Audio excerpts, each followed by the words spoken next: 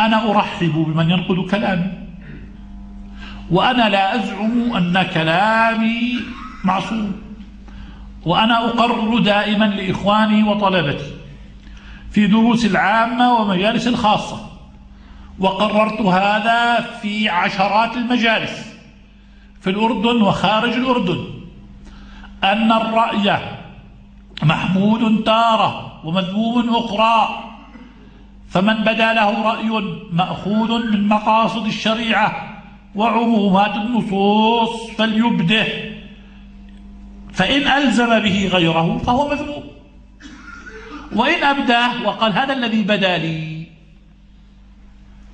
وأنا لا ألزم غيري به، هذه بصيرتي، وهذا تطلعي، وهذا حبي لبلدي ولأهلي وإخواني وطلبتي، لا أغشهم. أما والذي نفسي بيده ما من أحد ولا من جهة تملي علي شيئا أقوله ولا أقول ما أقول إلا احتسابا للأجر والثواب. فذاك الجائر الظالم الذي قال عني هو محسوب على العميل ويعمل مع النظام ويعمل مع النظام وما شابه، فأنا أقول إن أردت أني أعمل مع النظام بمعنى أني لا أعمل بتشويش فأنا على نظام إن شاء الله. وأما إن أردت من قولك أني مأجور وأن جهات تملي علي وأردد كلمات الجهات أمنية أو غير أمنية، فوالله الذي لا إله إلا هو ووالله أني لا أورث يميني، ووالله أني لا أورث يميني، وإنما أقول كلاما صريحا مرادي على ظاهر لفظي من غير تورية. والله إني ما أقول الذي أقول إلا عبادة وتدينا وتلقيا من مشايخي. فمشايخ الوقت الذين أدركتهم وكحلت عيني برؤيتهم وقبلت رؤوسهم وأيديهم ممن أعظمهم وأحبهم، هذا قرار وهذه كلماتهم، وأحبهم وأحب أن أشر معهم، وأعلق الأمة في المسائل الكبيرة بهم، ولا أعلقهم بأغمار أغيار بنكرات جهال، بأناس عندهم قلق واضطراب وفي نفوسهم احتقان. كثير من الناس موقفه من المظاهرات والحرق لأنه في قلبه احتقان وفي نفسه احتقان. وأما من كان صاحب نفس مطمئنة ونفس هادئة، ما الذي يعيب الرجل أن يحب بلاده؟ ما الذي يعيب الرجل أن يحب الخير لإخوانه؟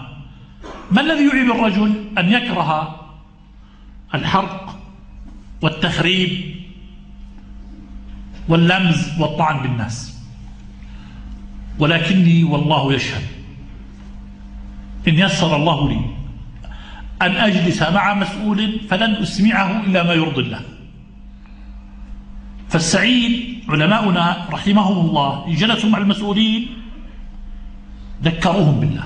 أنا ممن شاهد بعيني لما زار الساعي ولد القذافي شيخنا الألباني وكنت عند الشيخ، فقبل الساعدي رأسه ويده،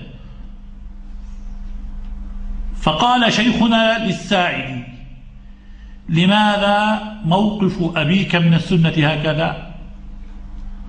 قال: يا شيخ، والدي لا ينكر السنة الفعلية، وإنما غرروا به فأنكر السنة القولية. فقال شيخنا الألباني له: أقرؤه السلام، أخبره أن محمد ناصر الدين الألباني يقرؤك السلام ويقول لك: اتق الله في الإسلام وأهله، اتق الله في الإسلام وأهله. علماؤنا إن جلسوا مع المسؤولين نصحوهم، لا يريدون دنياهم ولا يريدون مناصبهم، وإن خرجوا من عندهم حفظوهم ودعوا لهم ولم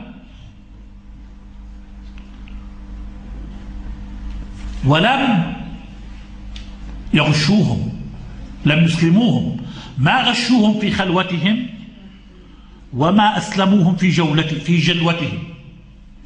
في السر ما غشوهم وفي العلن ما أسلموهم. هذا منهج علمائنا. ما أحوج أن نحيي منهج العلماء في الأمة. المظاهرات وغيرها إنما وجدت هذه الأزمنة لما ذهب أهل الحل والعقد. كان العلماء لهم وجه مع الأمراء والحكام ووجه مع العوام. فلما كانوا العلماء هم الذين يأمرون وينهون، هم الذين يحسنون تقدير الأشياء. أما رجل لا يقيم الدين على نفسه ولا يحسن أن يحكم بيته ولا يحسن أن يؤدي وظيفته، يقوم ويعترض ويريد أن يغير النظام، هذا عقل؟ هذا كلام عقلاء؟ هذا كلام مجانين. الذي يريد أن يغير ينبغي أن يكون رجل يتقي الله ويغير من أصول التغيير. وأصول التغيير أن نأمر وأن ننهى. ما الذي يمنعنا أن نأمر وأن ننهى بالطرق الشرعية وأن ننزل الناس منازلهم؟ عائشة تقول قال صلى الله عليه وسلم أمرنا أن ننزل الناس منازلهم.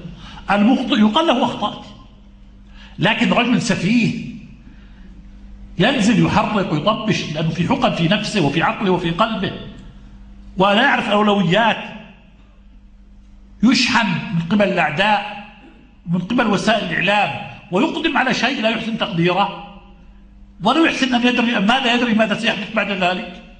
هذا صنيع العقلاء. أنا ما أدري إن كان هذا ضرب على رأسي فأحمد الله عز وجل. فوالله أني حبست نفسي من سنة 84 للآن بين كتبي ومشايخي، وقل وندره أن يمر بي يوم لم أجلس ساعات طوال في مكتبتي وأنظر في كلام علمائي. فإن كان هؤلاء هم الذين ضربوا على رأسي فجعلوني أفكر بهذه الطريقة فنعم هذه الطريقة. فلم أسلم عقلي ولا رأسي لا للإعلام ولا لأصحاب الفكر زعموا ولا لأصحاب النفوس القلقة ولا لأصحاب الاحتقان وأصحاب العقد النفسية الذين يقررون الأشياء على وفق انتقام شخصي. أدري وأعلم علم اليقين أن الأيام دول وأن التصفيات الشخصية تأتي، وهذه تصفيات شخصية ليست لها في الدين نصيب. فيرى لك قبولا وحضورا ويرى لك من فضل الله عز وجل خيرا. فكلام هؤلاء فينا نحمد الله عز وجل أنه ما كان إلا لأننا وضعنا في موضع أنا أقول والله أني لست لأهله، لست أهلا له. والله أنني تمنيت وأنا في أعماركم أن أكون واحدا منكم. والله كنت في الثانوية وقبل الثانوية في الإعدادية كنت أقرأ كثيرا وكنت أقرأ ولا أفهم وأبحث عن المشايخ يفهموني ما أقرأ فلا أجد، فأجلس فأبكي وأقول يا رب علمني، لا أجد أحد يعلم. فاحمد الله عز وجل أن يسر لكم من يعلم، من يعلمكم الوحي. نحن لا نقرأ إلا قال الله قال رسول الله، درس تفسير، درس في صحيح البخاري ودرس في صحيح مسلم، نحن على هذا.